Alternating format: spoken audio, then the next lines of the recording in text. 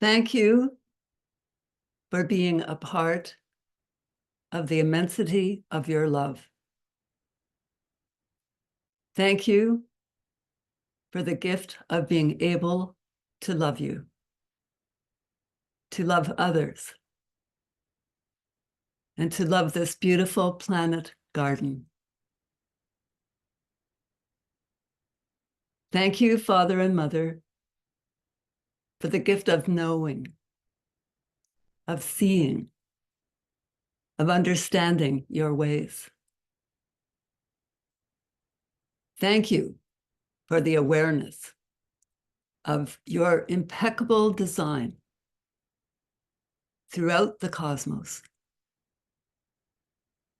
and for the privilege of joining you in the conscious caring of your creation. Thank you, Father and Mother, for the miracle of being alive. Thank you for the awareness that we are participating in an unfolding miracle with capacities made of this living miracle that give us direct access to this part of creation so we may share your pleasure. Amen.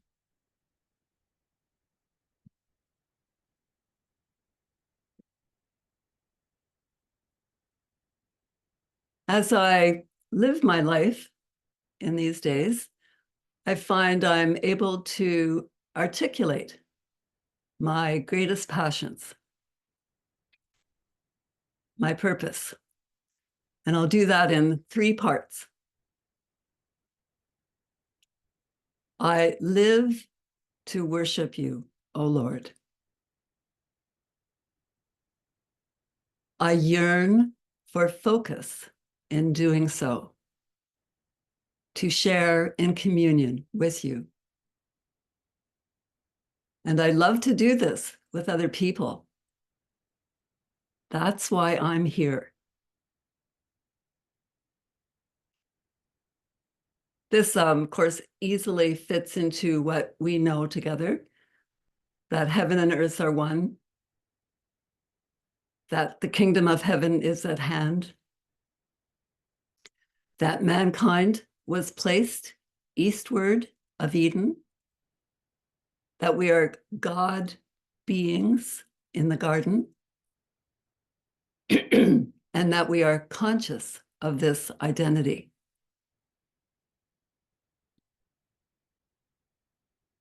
For some reason, I've been drawn again and again to read and meditate on the writings of Immanuel Velikovsky.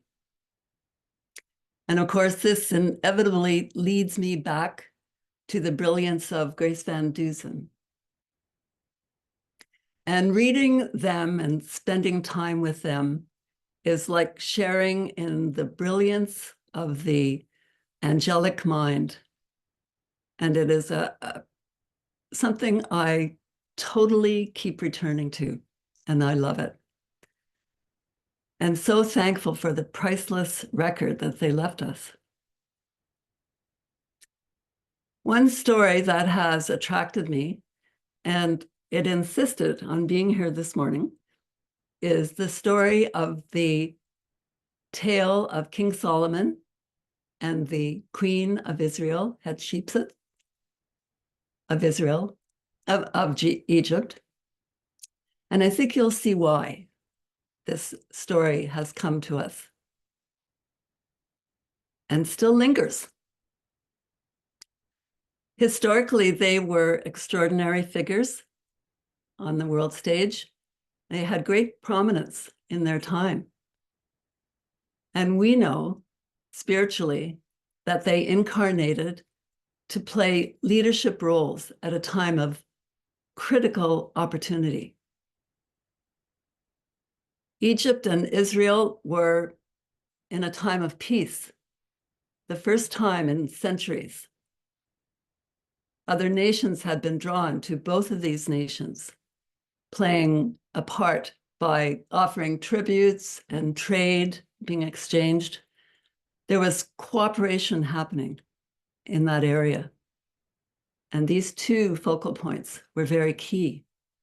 These two nations were very key in that. Egypt, for the first time, had a female pharaoh.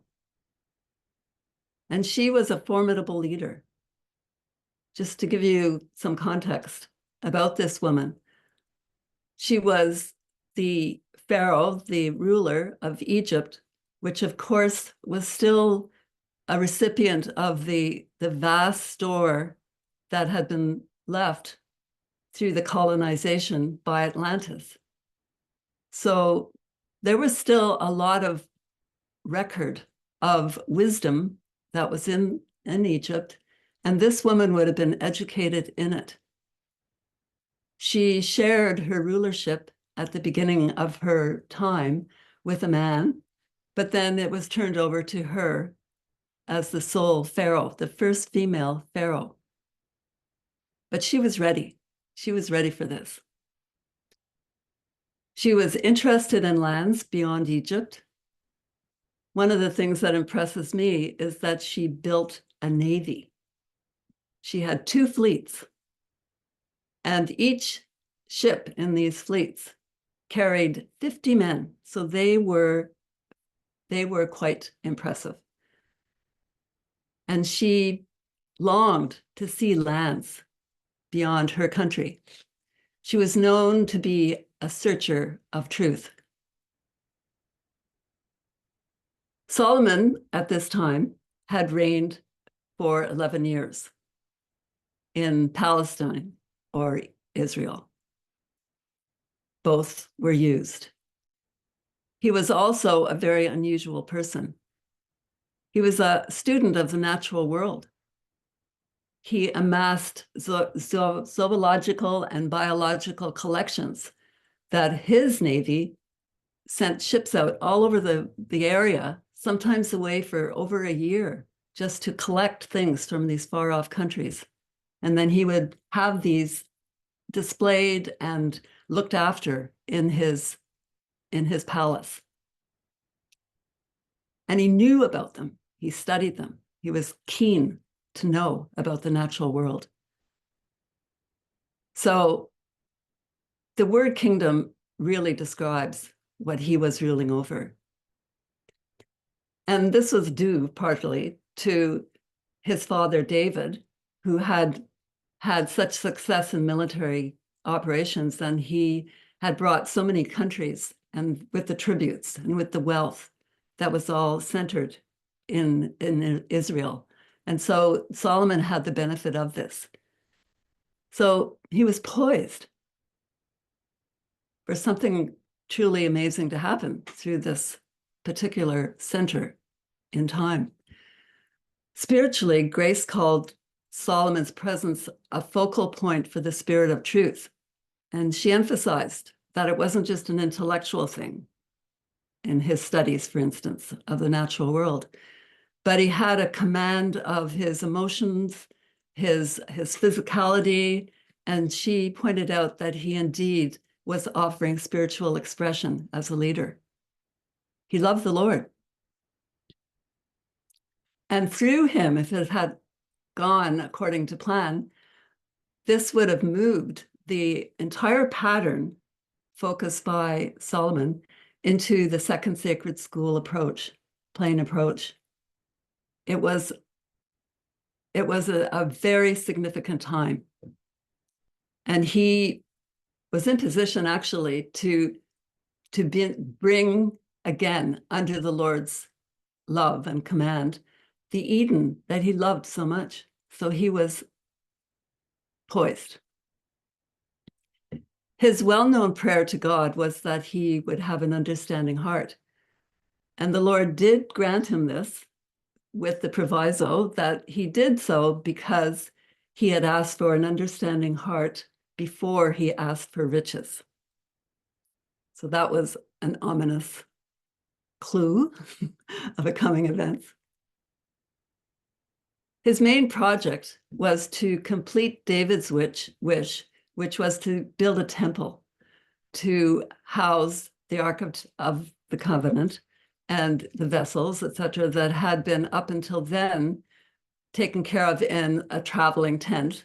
And it was Solomon's wish that he would house the ark in a place with the finest qualities. He wanted it to be a place where the high priest and the priests could come and they could represent the kingdom, the people in the kingdom, before the altar and offer supplications on behalf of the people of the nation. It was a massive structure, as we are probably aware of. It was constructed with the most precious materials, fine woods, gold, silver, jewels embedded in walls. The two cherubs, which were poised over the the mercy seat, were huge. They were 15 feet high, and they had a wingspan of 34 feet, and they were pure gold. Very impressive. The front of the temple had a series of terraces, which were planted with myrrh. So there would be this fragrance coming from them. And there was a path cut up through the terraces that the high priest and the priesthood would go up singing psalms at each level. When the vessels and the ark were brought into the temple, when it was consecrated, Solomon declared before the congregation of all Israel, spreading his hands towards heaven, Lord God of Israel, there is no God like thee in heaven above or earth beneath. Interestingly, on this occasion, it was written, and it came to pass when the priests were come out of the holy place, that the cloud filled the house of the Lord, so that the priests could not stand to minister because of the cloud. For the glory of the Lord had filled the house of the Lord. And Grace pointed out that that would be evidence of the cloud of Shekinah had appeared. Meanwhile, back in Egypt, one day the queen was going to worship in her temple, the sun god that she worshiped, and she received a message. Humorously, it came through a bird, but this was a profound experience for her. And she was instructed to go to the land of Punt, which was the land of God, which was Palestine, Israel. And she took this very, very seriously. She felt this was something that was moving in her and that was very important to her rulership and to her personally. So from Thebes, where she was located, she went across land over to the Red Sea, got in one of her boats, one of 5 boats of her Red Sea fleet, and crossed over the Red Sea, which was fairly dangerous at that time. It could have storms. Went up into a little gulf off the Red Sea, got off there, and then she proceeded on a caravan of camels, which were laden with spices and gold and silver and fine timbers, fine woods. When she got to Punt, handsome manservants came out to greet her, and she was quite impressed with this. Solomon received her gladly, and it was said that he was studious to please her in all ways, in particular by mentally grasping with ease the ingenious problems she set him. She proved him with hard questions. And after her time with Solomon, she said, it was a true report that I heard in mine own land of thy acts and of thy wisdom, until I came and mine own eyes had seen it. And behold, the half was not told me. Thy wisdom and prosperity exceeded the fame which I had heard. When she saw Solomon ascend that path through the myrrh terraces, it was said that she said that there was no spirit left in her. It took her breath away. I also found interesting that as a leader, observing another leader in his nation and his kingdom, she commented, "Happy are thy men, happy are these thy servants." This made an impression. When she returned to Thebes by her Mediterranean fleet, laden with immense amount of gifts that Solomon had given to her, she got home and she immediately began construction of her own temple. She called it the Splendid of Splendors, and we probably have seen photographs of, or maybe the actual temple in the Valley of the Kings. It mimicked the myrrh terraces of Punt with terraces of the exotic trees that Solomon had given her. But most interesting, she also instituted in her temple the service of the high priest with 12 priests of the priesthood that were in front of the congregation and in front of the altar, and they presided over the ceremony. She was so impressed with this experience that she had with Solomon and this journey that in this temple, she put on the walls a depiction of the journey, which is very interesting because you can actually go and see an account of what happened, including the handsome manservants are up there. She was quite impressed with those. And for one reason, they actually physically look different. The race in Israel and Palestine had different features than the Egyptians. The temple represented how life comes to focus in such a symbol called the temple. In this story, the physical kingdom of Solomon was represented in the temple. All the materials were from his kingdom. The money that had come in to build it were all from the people in his kingdom. The people were very invested in this temple. It was part of them. It wasn't just a building. Their whole interest and soul was invested in this building. There was a great deal of attention paid to it. And this was all part of Solomon's tool that he had to bring his kingdom into another level of consciousness.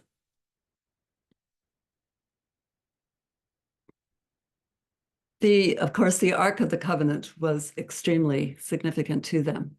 It carried the history of their people, and the high priest and the Levites would bring the substance of all this to point to a level in the service, and this would be offered up in the temple.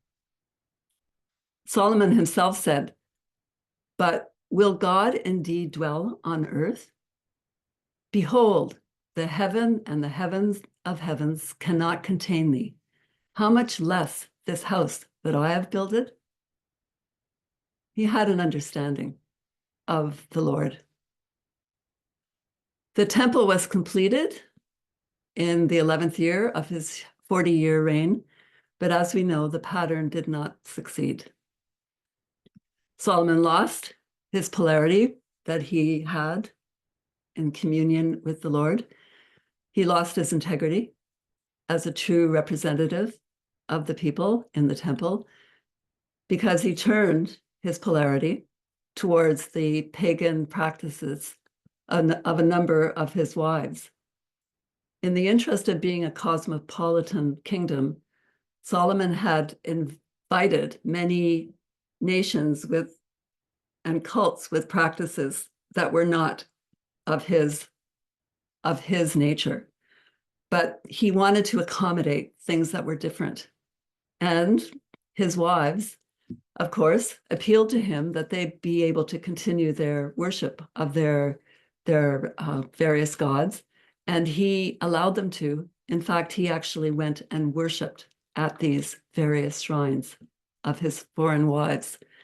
And so the whole kingdom lost its integrity. It was weakened, and uprisings broke out within the country and without the country. And in eventual time, the great nation of Palestine was crumbling. In Egypt, there was also an unfortunate outcome.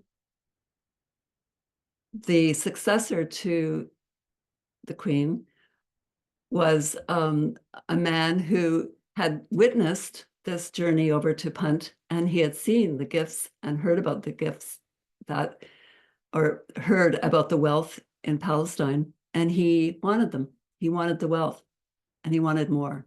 He was actually a very aggressive conqueror. He ended up invading Israel, sacking the temple, bringing back all the vessels, all the furniture, etc., back to Egypt, and not understanding the significance at all. In fact, he made a big inventory of them.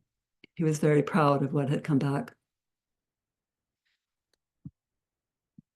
The refined consciousness that had compelled Hatshepsut as a leader to seek out Solomon was dissipated instead of the story, and instead of the stories of her journey. Oh, sorry, forget that. I feel for the queen. She came to Solomon with keen interest. She felt she was divinely instructed to do this by her God. She brought intelligence and willingness, the feminine, to him, so her people could prosper under Solomon's wisdom. So the negative aspect in both countries was actually denied the union that they were seeking. The people, the priesthood even, were denied that communion with what was higher, with what represented the Lord. It was an unfortunate turn in the spiritual plan that the Lord had very carefully prepared, and it was a great loss.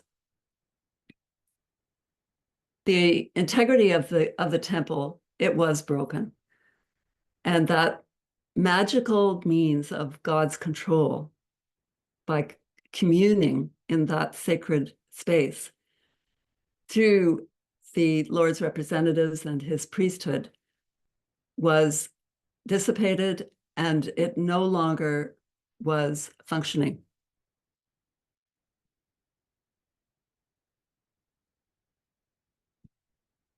One implication to this story for me is, as I mentioned, Spirit has gone through a lot of preparation in order to get the right people in correct alignment with his plan, with the right capabilities for the job. They have to have the capabilities as well.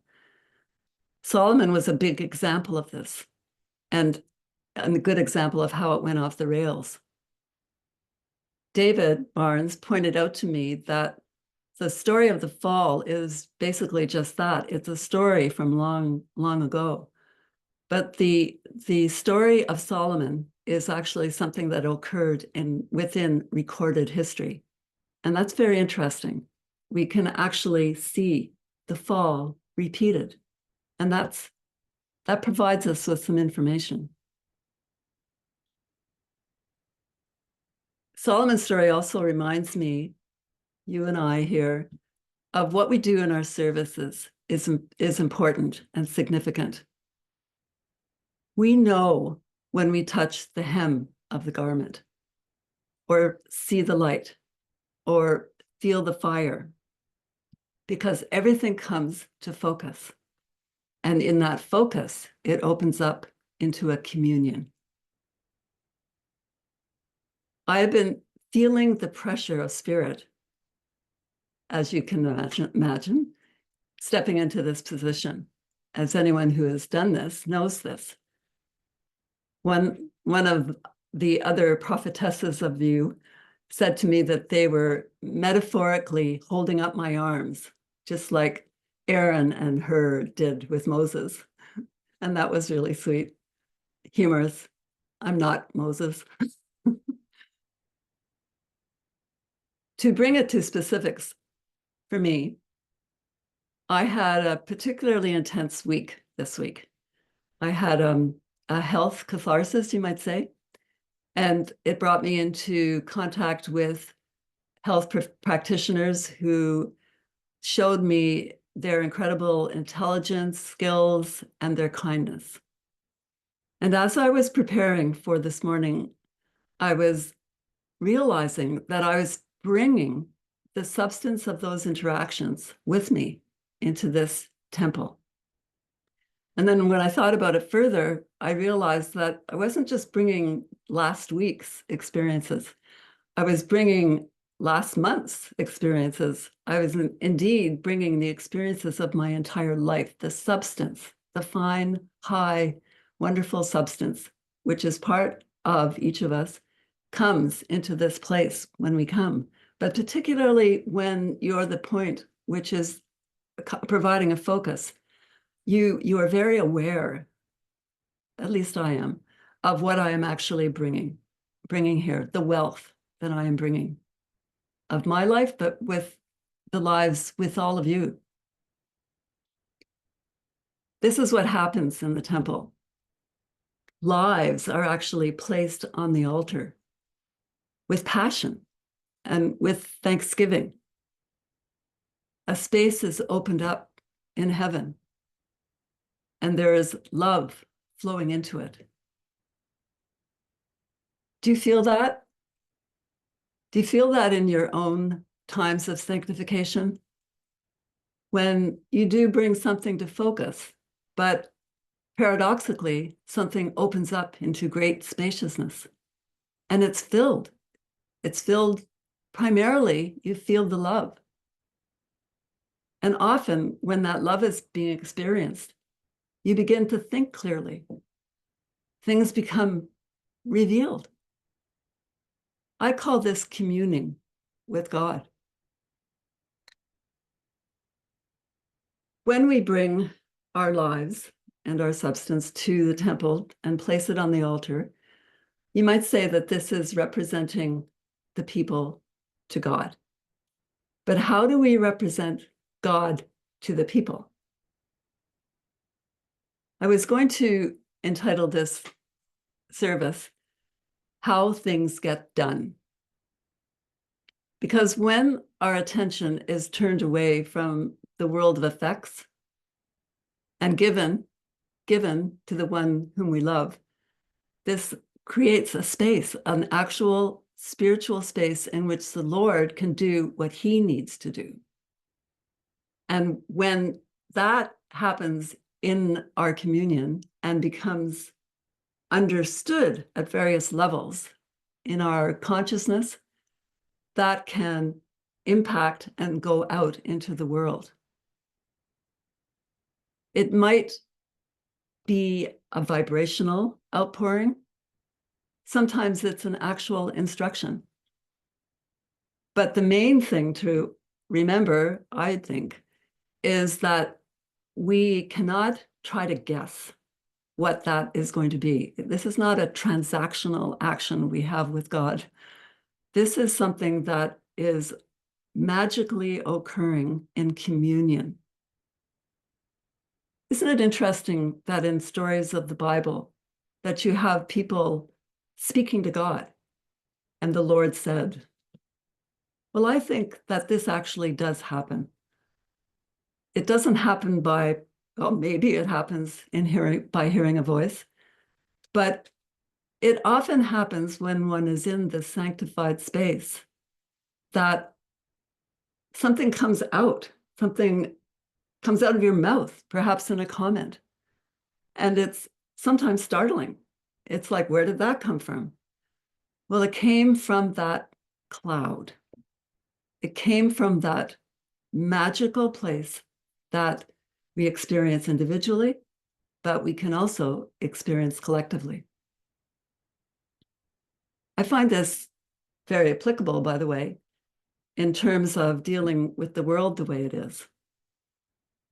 There is a lot happening in the world, as we know, including with Israel and Palestine and Ukraine and Russia and the American election, all these things.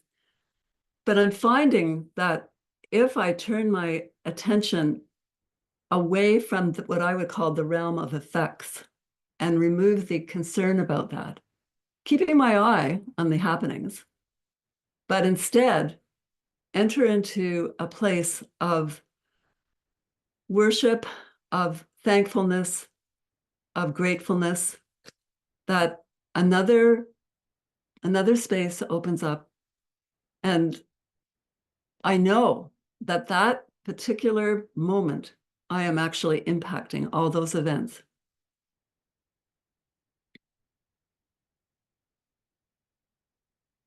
Right now, there are a number of temples, you might say, up and running. And sometimes I think, I wonder if there's supposed to be one temple. Why wouldn't there be? I mean, we're all worshiping the one God. I'm sure this thought has occurred to you too. But here's where I've arrived at that. It's not a transactional thing. It's not a thing that's going to be manipulated. The only way this wonderment can be usefully dealt with is to continue to generate that finer place, that place filled with love and filled with the intelligence that comes in that, seeing things in your own life in a whole different way. Will you not see larger things in a whole different way too? But it only comes when it's time. And that's been very reassuring to me. In other words, trust spirit. We've said this so often, but I feel we're understanding more of, you might call it the mechanics of that, the way that actually happens. If we are going to actually commune with God, is that not a most exceptional experience? And it is a conversation, you might say. So this is what I wanted to bring into this particular temple here with us. Looking at the story of a temple that was built a long time ago and some of the principles that happened, the people that were involved, and then bring it right back to us with huge gratefulness for the understanding that we have.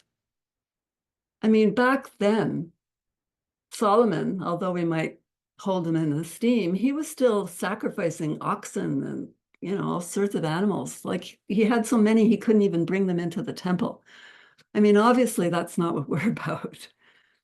And we have had an opportunity to understand these things. And I am very grateful for what we have generated in the time since we were with one leader who was poised also to bring about a wonderful movement of a pattern. And we are the pattern, and we are the focal points. And we have the temple experience. So that's what I would offer. And I would open it up for any thoughts that have arisen in your hearts and in your minds to be shared.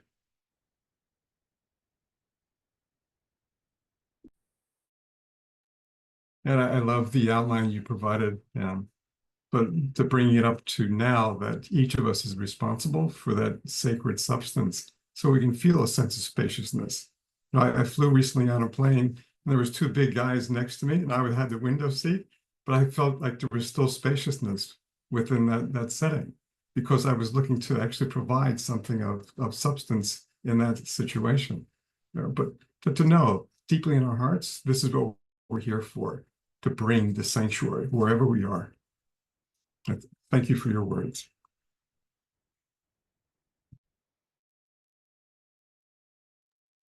And I want to thank you also for your words. It occurs to me that as I reflect how I coalesce the temple in my own living practice, and I was just reflecting on all of the different temples that I steward and coalesce, whether it's in relationship with this person or that one, or my beloved, or my temple home, where the practice is always right there to continue to refine and purify and coalesce the temple. But I really want to appreciate what you said about the one temple, and how it all of the temples are radial expressions of the one temple that is kept in my heart, in my relationship with the Lord of love, and how that really is the point of coalescence and expression for love through my facility. So thank you, Anne.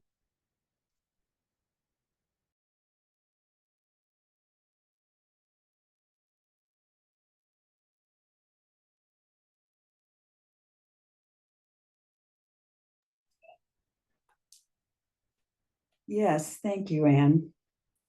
Surely our heart's desire is to let the Lord have his way in our living. He has made such a tremendous investment down through the ages in certain ones to let something come to point and move into victory.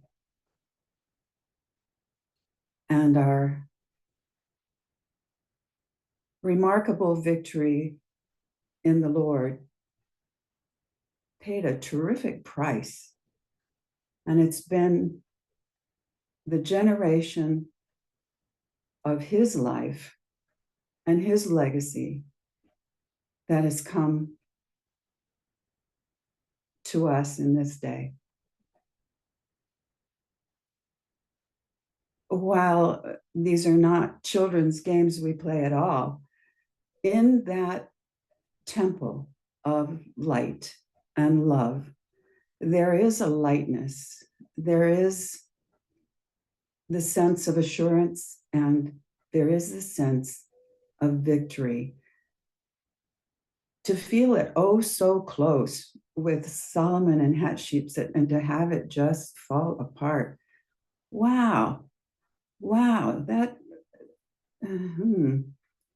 that took a lot of building back to get to this point in time, where once again I sense we are oh so close. Oh so close. Let us not be deceived. Let us not be distracted. Let us be about the Lord's business on earth. Not what I want. What would he like to see? Terrific consideration. Thank you.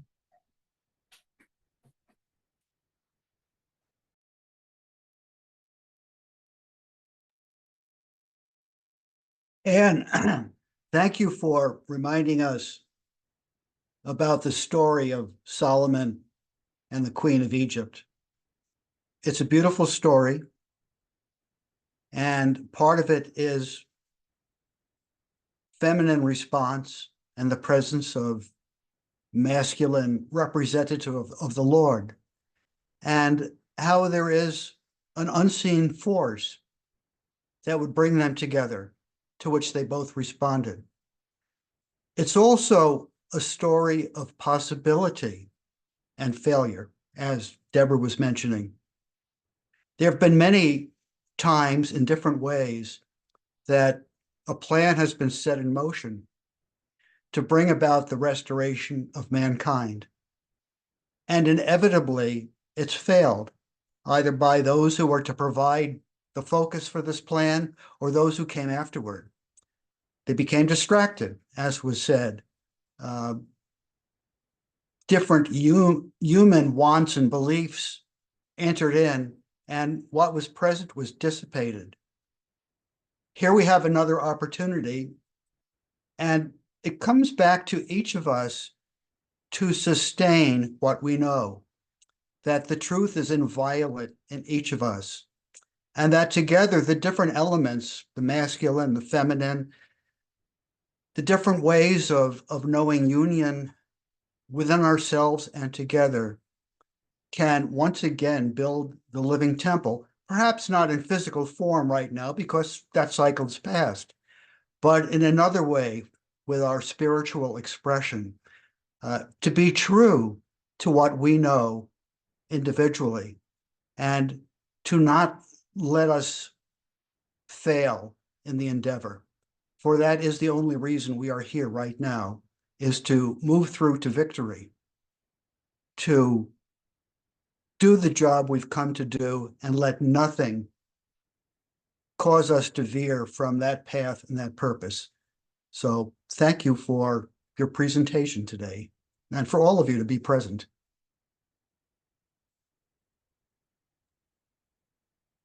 That's so true, that we are here to sustain, maintain, and generate that exquisitely fine substance, no matter what happens, no matter what distractions human nature wants to tug at us.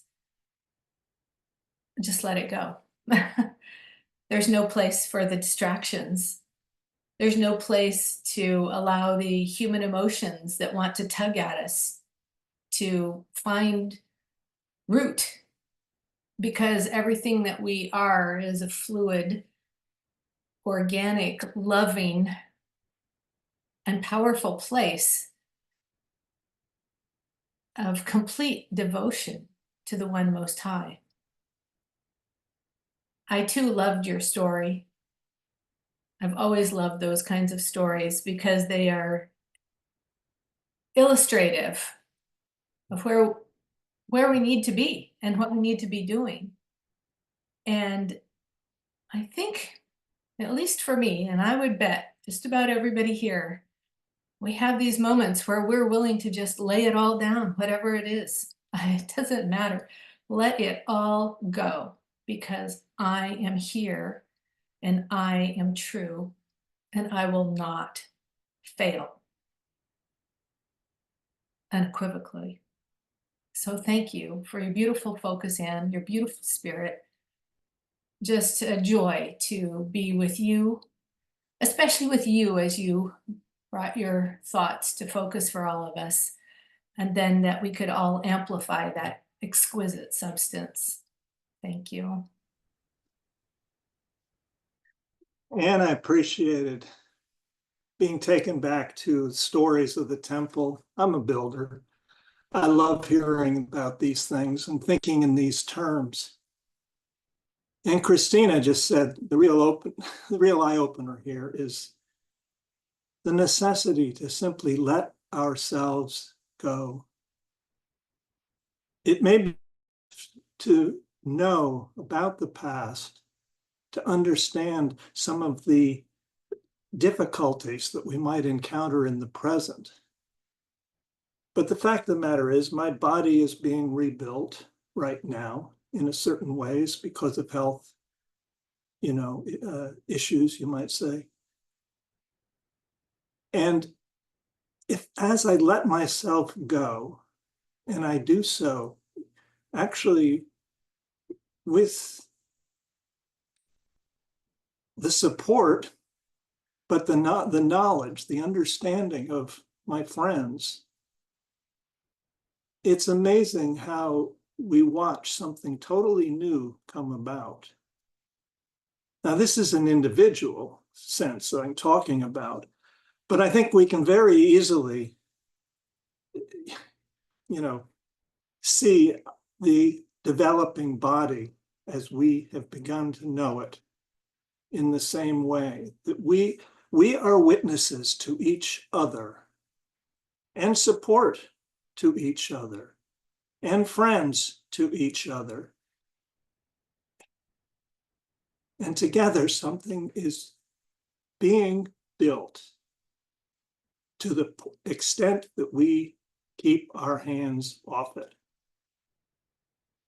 But not our love. Our love is intensely focused upon it, and that is exactly the way it should be. Shared, abundantly among all of us. And I see more and more of that happening too. Shared abundantly. And really, I see that's my understanding of the temple today. Thank you for bringing this to mind. And I really appreciated the opportunity to listen to you for a while. I love hearing you speak. And I love the spirit of it. I mean, you raised some interesting questions. But really, it's the spirit of that's in our own heart that that really touches. And it carries through. It doesn't necessarily have to be something heavy necessarily, though there's power to it. But there's a certain ease that comes in a certain quality of spirit. And I think we've all touched that. I think that's what the attraction was. And it resonated with something in ourselves. Yeah, the truth, actually. Anyway, I just appreciated this opportunity today to listen and be with you actually in this way.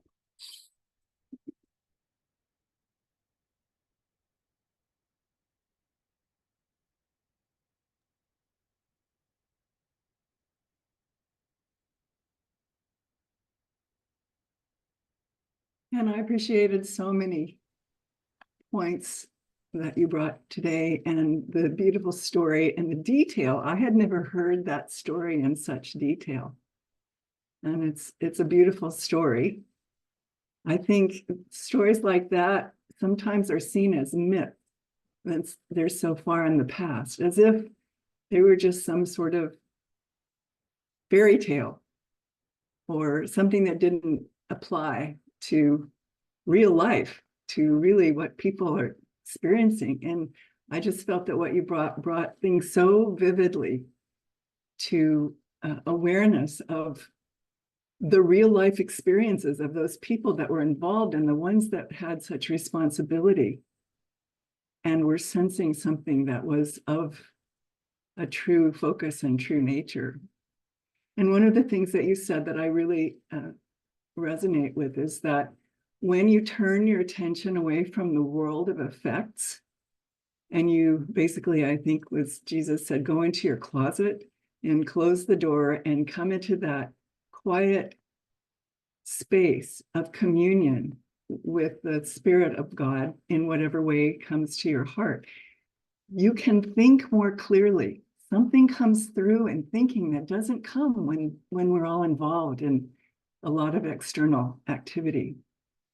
And those things are very significant.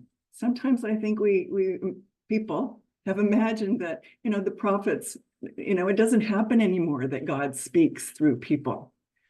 But I think that's not true. It's just a matter of the magical process that you described so that can come into the earth vividly today. And so I thank you for that reminder and for that suggestion of what we can do to actually have more of an impact in the world, which is what I believe we have come to do. So thank you so very much.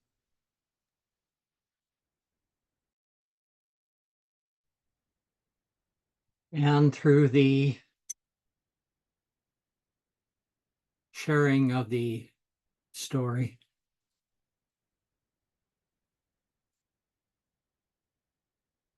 there was a whirlwind of spirit on the move, activated,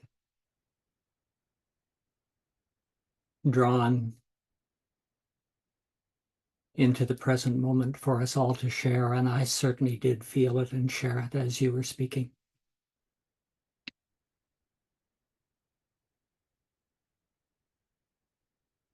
There was a period of time in that part of the story that you didn't tell before Solomon, before David, before Saul, before Samuel, when the rulership of Israel was in the hands of ones who were called judges. Even the name sounds ominous. One has a sense that there was some heavy judging going on. In fact, it said there was no king in Israel, and every man did that which was right in his own eyes. But Samuel came on the scene, and he heard the voice of the Lord, and he changed the pattern. And that didn't work out, so he heard the voice and he changed it again, and he anointed a new King David. And one can feel in the story the gathering of essences and substances in a way like we're experiencing now.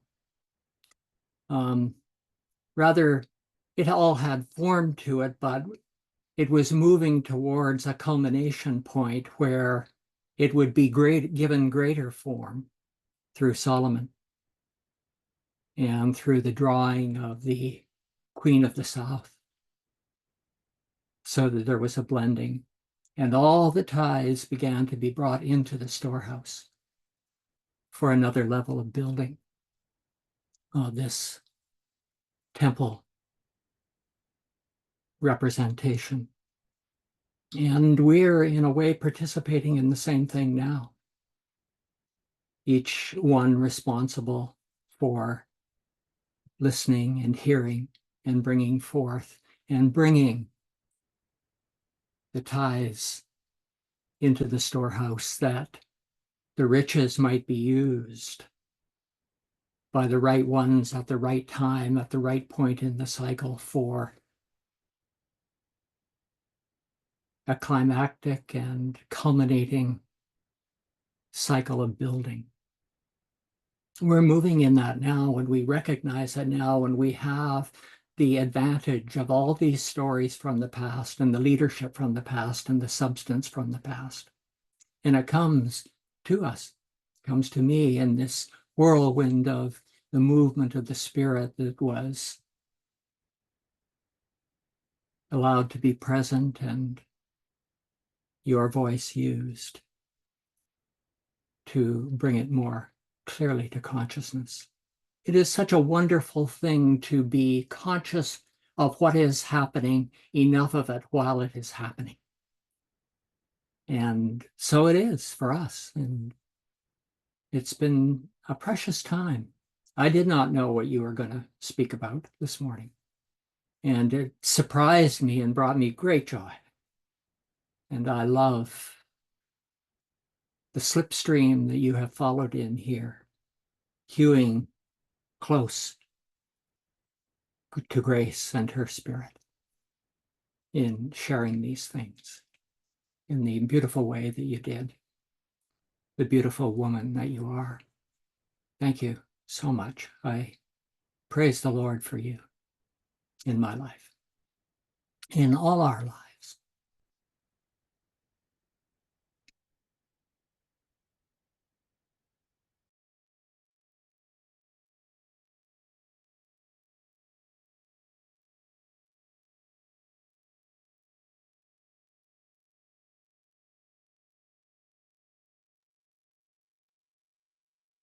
Any other comments that are bursting? Speak up. Otherwise, I'll just close our time just to say I really appreciate all the essences, as you were saying, David, that showed up in the temple. And I take responsibility for bringing it to focus and offering it upward.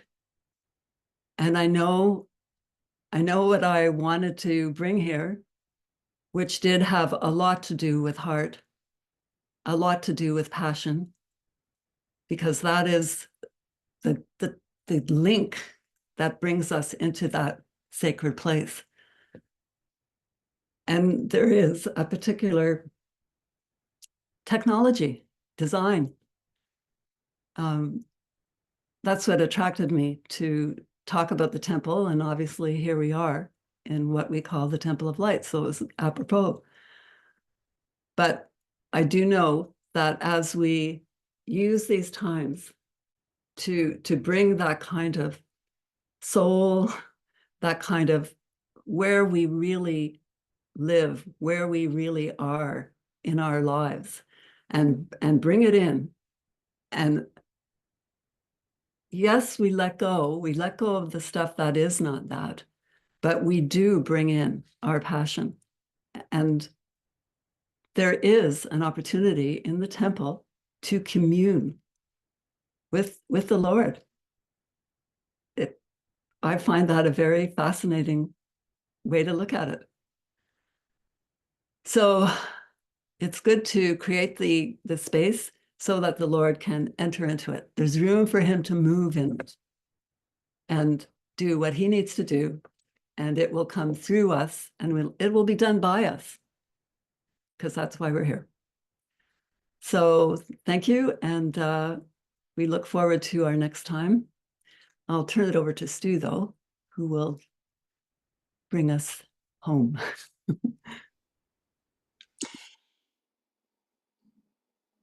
Thank you so much, Anne, for such a wonderful time with you. And it is done by us with the power of God, the power of Source. I loved your words earlier speaking about the unfolding miracle that we are privileged to witness and take part of, and the magical means of God's control. And we are part of that, loving the Lord, letting that passion fill our hearts so that we may have communion with the Lord.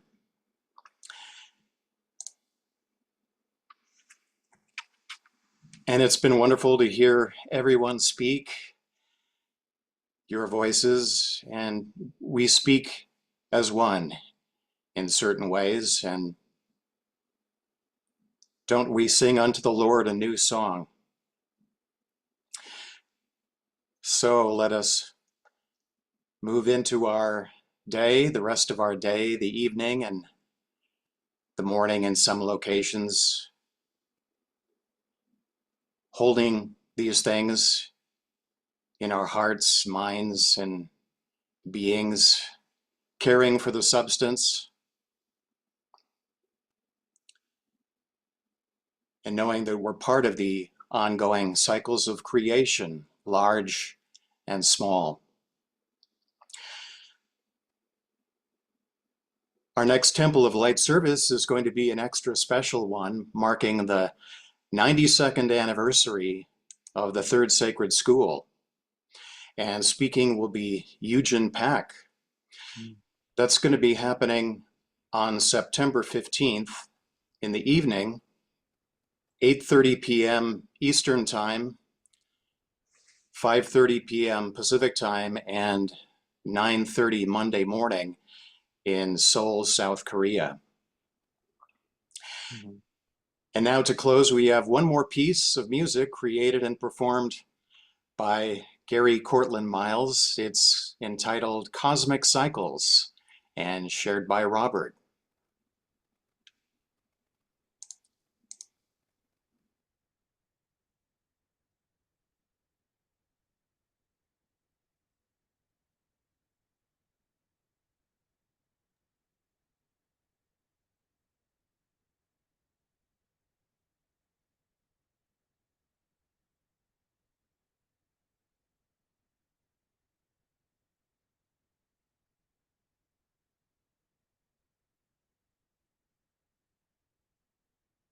I'll do it. I think Robert is having some trouble with his computer, so